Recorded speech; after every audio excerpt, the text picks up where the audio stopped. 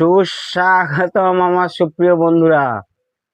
আজকের আপনাদের বন্ধু দীপঙ্কর দা নিয়ে চলে এসেছে তার বন্ধুদের জন্য একটি অসাধারণ ন্যাচারাল অ্যাম্পলিফায়ার।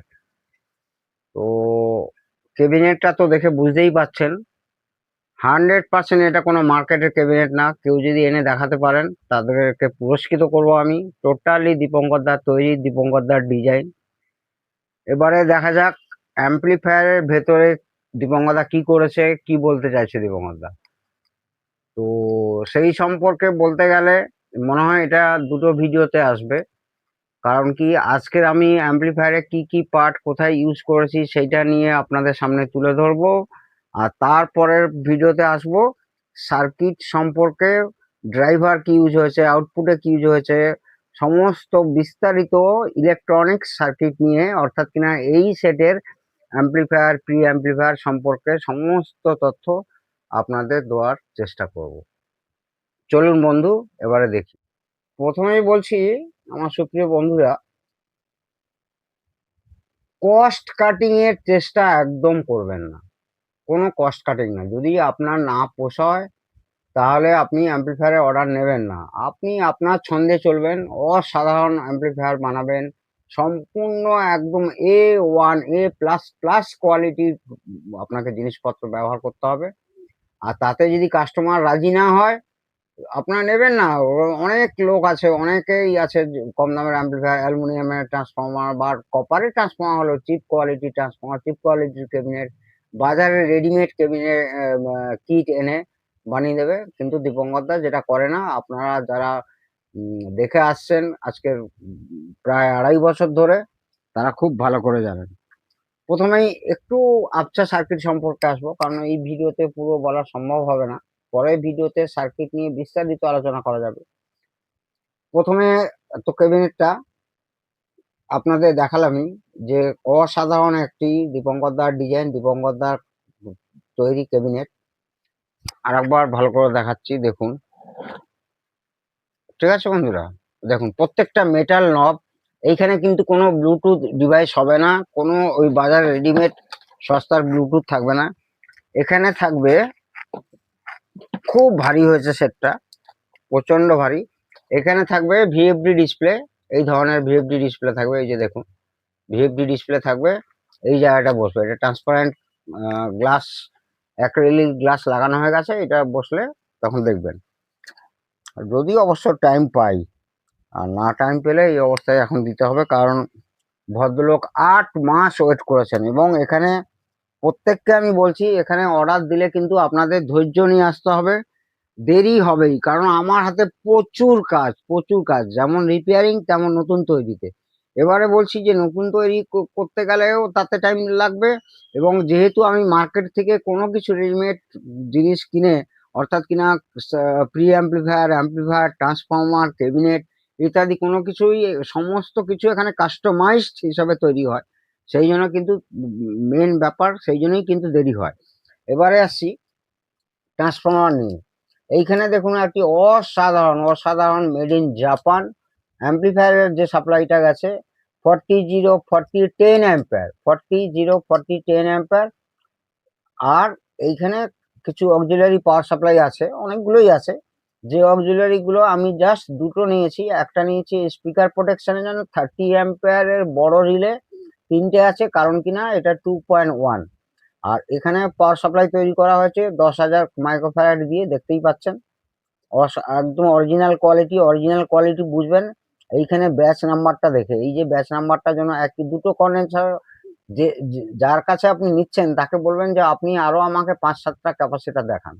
দেখালে দেখবেন যে ওর কাছে যদি সবকটা একই ব্যাচের হয় তাহলে কিন্তু ধরে নেওয়া যেতেই পারে, এবং এর ওয়েটও দেখবেন বেশ যথেষ্ট ওয়েট হবে, যে তাহলে ধরে নেওয়া যেতেই পারে যে সেটা অরিজিনাল।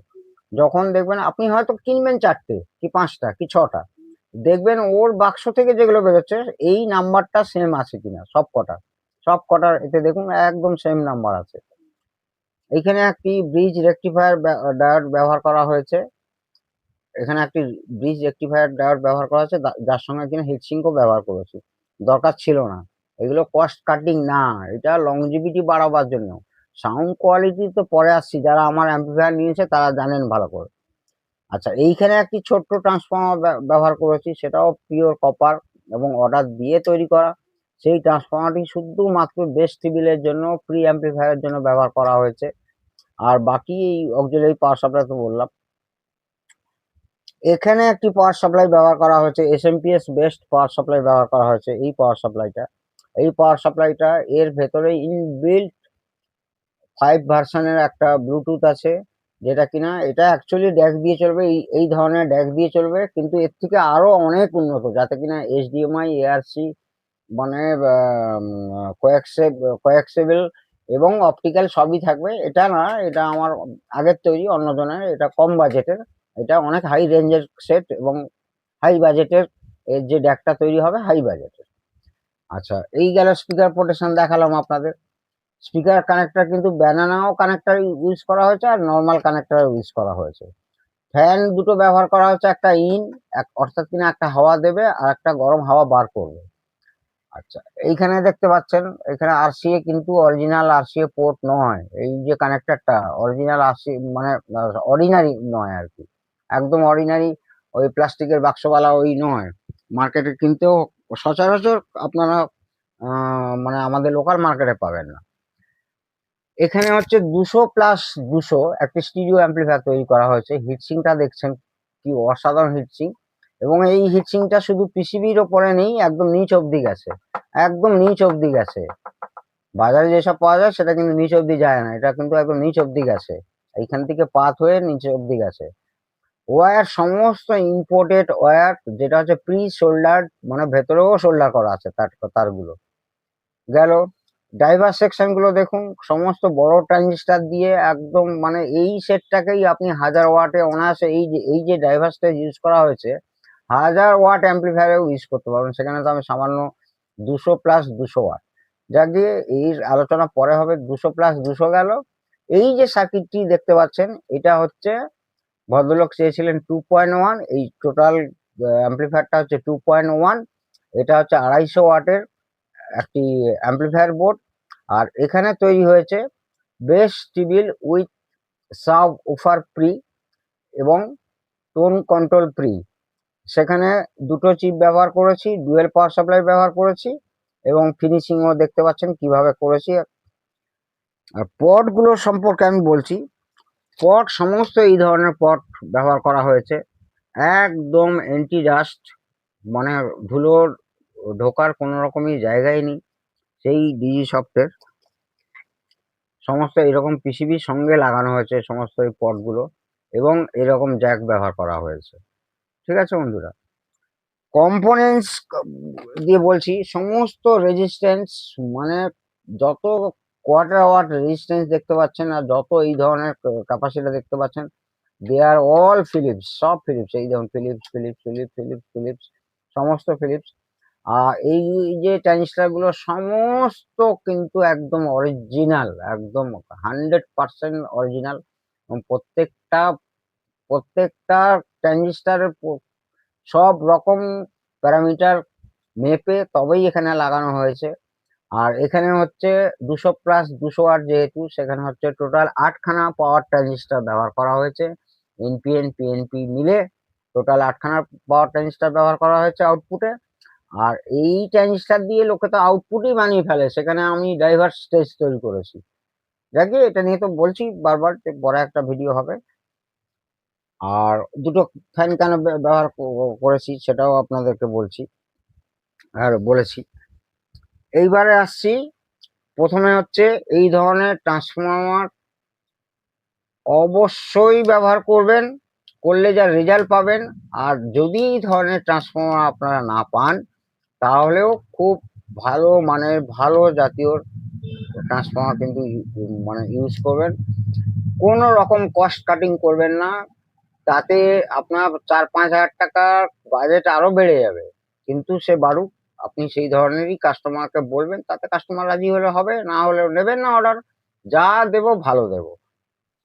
তো একটা জিনিস বন্ধুদেরকে বলছি যে দেখুন, আমার এই ভিডিও দেখে অনেকেই ফোন করে কোথায় পাওয়া যায়, কিভাবে পাওয়া যায়, এই ধরনের পট কেনা এবং তারা ব্যবহারও শুরু করে দিয়েছে। এটা আমার একটা বিশাল সার্থকতা, মানে খুব ভালো লাগলো যে আমাকে তারা এতটাই ফলো করছে, এমনকি দোকানে গিয়েও আমার নাম বলেই বলছে যে দীপঙ্কর দা এই দেখুন এই চ্যানেলে এরকম ব্যবহার করেছে, এই জিনিস আপনারা আনুন, এই জিনিস আনলে। আমরা তো বাইরে থেকে সত্যি সবাই তো আর বাইরে যেতে পারবে না, আমরা বাইরে থেকে সমস্ত জিনিস নিয়ে আসি এবং অরিজিনাল জিনিস নিয়ে এসেই লাগাই। তো আজকের আর একটা প্রশ্ন করব, একটা কিট দেখাচ্ছি দেখুন, ছোট্ট একটা সার্কিট। এই সার্কিটটা কিসের আপনাদেরকে আপনাদের কাছে প্রশ্ন থাকলো, আপনারা দেখে আমাকে অবশ্যই জানাবেন এই সার্কিটটা কিসের। আমি জানি আপনারা বলতে পারবেন।